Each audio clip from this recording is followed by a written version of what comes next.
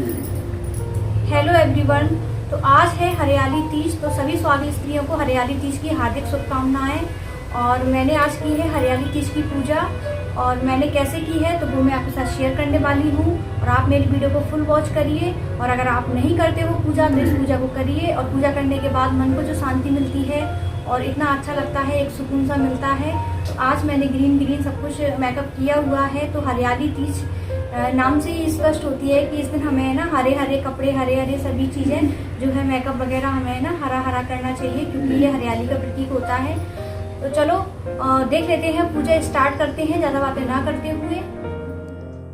यहाँ पर मैंने सारी हरियाली तीज पूजा की तैयारियाँ कर ली हैं। और मिट्टी से बनाए जाते हैं शिवलिंग और पार्वती जी, गणेश जी और नंदी।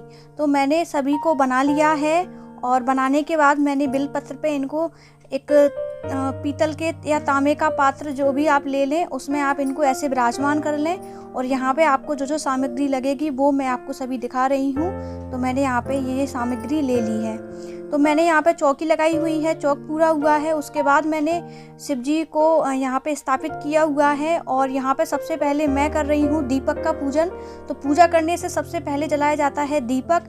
तो सबसे पहले मैंने दीपक में फूल और कुमकुम वगैरह लगा के रख दी है फूल पर। और यहाँ पे मैंने जो है दीपक को जला दिया है। और उसके बाद मैं यहाँ पे स्टार्ट कर रही हूँ पूजा। तो सेम कुमकुम वगैरह लगा के ऐसे ही मैं शिव जी को जो है सारे परिवार को अर्पण कर दूंगी। और इसके बाद जो जल होता है, शुद्ध जल होता है, मैंने उससे है ना भगवान को स्नान करवा दिया है। और उसके बाद पंचामृत है ये, तो पंचामृत से मैं भगवान को अच्छे से स्नान करवा देती हूँ। और पंचामृत से स्नान करवाने के बाद मैं जो तस्वीर है भगवान जी की प्रतिमा रखी हुई है उसको भी मैं स्नान करवा दूंगी।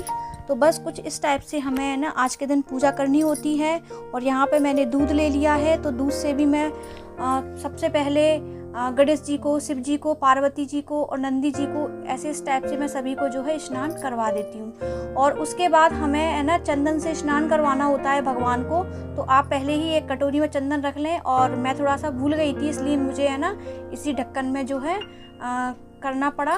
और फिर यहाँ पे है ना जो गंगा जल होता है ना, उससे मैंने भगवान को सभी को स्नान करवा दिया।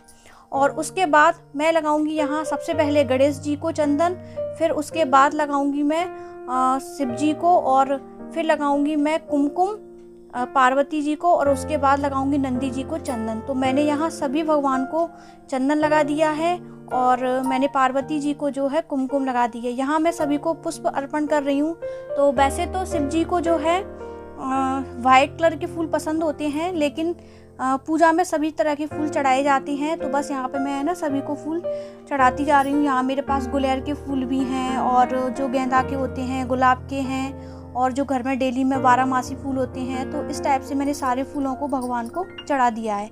तो आपको अपने हाथों में मेहंदी लगा लेना है, और आपको अपने हाथों में ग्रीन कलर की चूड़ियाँ पहन लेना है, ग्रीन कलर का श्रृंगार करना है। हरियाली तीज पे सब कुछ हरा हरा किया जाता है। और यहाँ पे मैंने सभी को रक्षा सूत्र अर्पण कर दिया है भगवान को। और रक्षा सूत्र चढ़ाने के बाद मैं यहाँ पे सभी को है ना बेलपत्र ऐसे चंदन लगा के सभी को है ना बेलपत्र चढ़ा दूंगी। तो यहाँ पे मैंने सभी को इस टाइप से जो है बेलपत्र चढ़ा दिया है। आज मैं आपको बताने वाली हूँ कि हरियाली तीज क्यों मनाई जाती है, इसका क्या महत्व है। तो हरियाली तीज इसलिए मनाई जाती है कि शिव जी और पार्वती जी पहली बार हरियाली तीज को मिले हुए थे, और इस कारण बस हरियाली तीज हम लोग मनाते हैं। तो बस यहाँ पे सभी को मैंने बेलपत्र अर्पण कर दिया है। और हरियाली जो किसान होते हैं ना, उनके खेतों में हरी हरी हरियाली होती है, इसलिए भी हरियाली तीज मनाई जाती है। यहाँ पे मैंने बेलपत्र भी चढ़ा दिया है। बेलपत्र का ये फल होता है वो चढ़ा दिया है। और ये धतूरे हैं जो कि शिवलिंग पर चढ़ाए जाते हैं। तो मैंने यहाँ सभी को जो है धतूरे चढ़ा दिए हैं। और धतूरे चढ़ाना बेहद ज़रूरी होता है पूजा में, जब हम शिव जी की पूजा करते हैं तब। और यहाँ पे मैंने है ना जनेऊ पहना दिया है। तो मैंने गणेश जी को पहना दिया है और शिवलिंग को पहना दिया है। उसके बाद मैंने पार्वती माता को हरे कलर का वस्त्र एक उड़ा दिया है। और यहाँ पे मैंने है ना उनकी मांग में जो है सिंदूर लगा दिया है। और ये जो सारा श्रृंगार है वो मैं पार्वती जी को अर्पण कर दूंगी यहाँ पे। और बस ये जो श्रृंगार की सामग्री होती है वो आपको लेनी होती है। इसको हम इसके बाद दान कर देते हैं। और सुहाग का तो आप लोग समझ सकते हो, जितना हम दान करते हैं उतना ज़्यादा अच्छा होता है। करवा चौथ के व्रत में करते हैं, ऐसे ही हम इस व्रत में भी कर सकते हैं। तो ये इसमें व्रत कुछ नहीं करना होता आपको, आप दिन में पूजा कर लें और बस उसके बाद आप खाना खा सकती हैं। और ये पूजा सुबह के टाइम की जाती है। यहाँ पर मैंने सारे भगवान को इत्र लगा दी है। तो इत्र हम भगवान को ऐसे लगाते हैं, कॉटन में इत्र लगा के, और भगवान को ऐसे हम लगा देते हैं। तो बस इस टाइप से जो है इत्र लगानी होती है। और इसके बाद मैं यहाँ पे चावल भी भगवान को ऐसे ही चढ़ा दूँगी। तो यहाँ पे मैंने चावल भी भगवान को चढ़ा दिए। और चावल चढ़ाने के बाद यहाँ पे मैं भगवान को फल चढ़ा दूँगी। तो मैंने बस यहाँ पे फल चढ़ा दिए हैं। और यहाँ पे मैं दीपक में साथ ही साथ घी डालती जा रही हूँ, क्योंकि आपका पूजा करते टाइम इस बात का विशेष ख्याल रखना है कि हमारा दीपक बुझना नहीं चाहिए, नहीं तो बहुत बड़ा अपशगुन माना जाता है। और यहाँ पे मैं ना सारे भगवान को भोग लगाती जा रही हूँ और सारे भगवान के नाम लेती जा रही हूँ। और ये जो श्रृंगार होता है ना, जो हम पार्वती माता को जो हम श्रृंगार करते हैं ना, तो इस श्रृंगार को बाद में हमें अपनी साड़ी के पल्ले से हमें लेना होता है। भगवान से चूड़ियाँ लेके हम पहन लेते हैं और मांग में सिंदूर लगा लेते हैं, बिंदी लगा लेते हैं। तो इस टाइप से हम पार्वती जी से जो है श्रृंगार मांग लेते हैं। तो बस इस टाइप से हमें जो है श्रृंगार करना होता है। अब मैं सारे भगवान को भोग लगाने के बाद जल से आचमन करवा देती हूँ। तो मैंने सारे भगवान को जो है जल से आचमन करवा दिया है। और उसके बाद हम भगवान का ध्यान कर लेते हैं। और मैं आपको कितने पास से जो है पूजा दिखा रही हूँ कि मैंने क्या क्या सामग्री यूज़ की है। अगर फिर भी कुछ आपको नहीं दिखाई देता या जो भी है, तो आप मेरे को जो भी आपको समझ में नहीं आता तो आप कमेंट सेक्शन में मुझसे पूछ सकते हो। मैं आपके हर एक कमेंट का रिप्लाई करती हूँ और ज़रूर करूँगी। तो बस यहाँ पे है ना, होमदानी में मैं हवन के लिए जो है अग्नि लेकर आई हुई थी। तो ये अग्नि पहले से जल रही थी, तो अच्छी बात है, जल रही है तो कोई वो नहीं है। तो फिर बस मैं है ना सबसे पहले होमदानी का पूजन करूँगी। तो इसमें कुमकुम लगाऊंगी, चावल लगाऊंगी और मैं फूल चढ़ाऊंगी। तो सबसे पहले हवन करने से पहले होमदानी का भी पूजन किया जाता है। तो बस मैं कुछ इस टाइप से मैंने जो है होमदानी का पूजन कर लिया है। और आप कोई भी पूजा करते हो, पर आपको होमदानी का पूजन सेम ऐसे ही करना होता है। यहाँ पे मैं घी चढ़ा दूँगी। तो घी आपको स्पून से नहीं चढ़ाना है, घी आपको भगवान को हमेशा अपनी उंगली से ही चढ़ाना है। जिस उंगली से मैं चढ़ा रही हूँ, इस बात का आपको विशेष ख्याल रखना है। और यहाँ पे है ना मैंने जो है भगवान को कपूर भी हवन में जो है, जिससे क्या है मतलब थोड़ा सा हवन अच्छे से हो जाता है। और यहाँ पे जो नेगेटिविटी होती है ना, वो कपूर के थ्रू निकल जाती है घर में। और यहाँ पे है ना मैं सभी भगवान का नाम लेती जा रही हूँ, शिव जी का, पार्वती जी का, गणेश जी का। और मैं सभी को भोग लगाती जा रही हूँ, अपने मनी मन में उनका स्मरण करती जा रही हूँ कि मैंने ये भगवान को वो है भोग लगा दिया है। और बस यहाँ पे जो है मैंने हवन करने के बाद जल से आचमन कर दिया है। और जल से आचमन करने के बाद अब मैं यहाँ पे तैयारी कर रही हूँ कि मैं जो है आरती करने स्टार्ट कर देती हूँ। तो सबसे पहले मैं माथा टेक लेती हूँ। मेरी आदत है, मैं भगवान को बीच बीच में ऐसे स्पर्श करती ही जाती हूँ, क्योंकि मुझे शुरू से आदत हो गई है।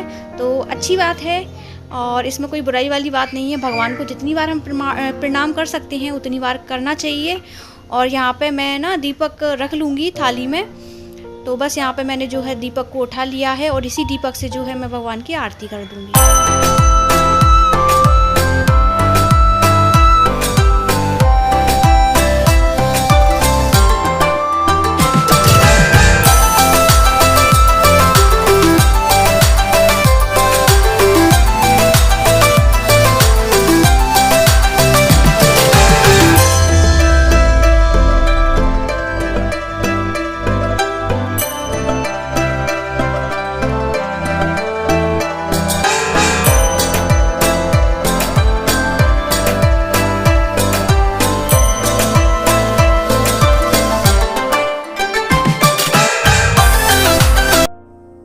यहाँ पर हो चुकी है आरती। और आरती होने के बाद हम भगवान को फिर से माथा टेक लेते हैं और भगवान के सामने बैठ जाते हैं। पूजा में हमसे जो गलती होती है, जो क्षमा याचना होती है, भगवान से हम वो विनती कर लेते हैं और अपने पति की लंबी आयु के लिए कामना करते हैं कि जैसे शिव जी पार्वती जी के पति अमर हैं, वैसे हमारे पति भी अमर रहें। और बस यही कामना करनी होती है भगवान से।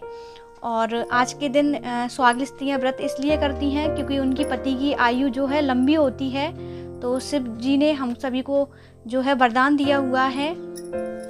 तो बस यहाँ पे मैं भगवान को फिर से माथा टेक लेती हूँ और मेरी आदत है मैं बार बार भगवान को ऐसे ही स्पर्श करती रहती हूँ। तो बस ये जो है मेरी पूजा फाइनली कंप्लीट हो गई है। तो आई होप कि आपको पसंद आई होगी। पसंद आए तो मेरी वीडियो को लाइक शेयर सब्सक्राइब करना बिल्कुल ना भूलना। तो चलो फिर मिलती हूँ नेक्स्ट वीडियो में, तब तक के लिए bye bye, take care, thanks for watching, love you to all.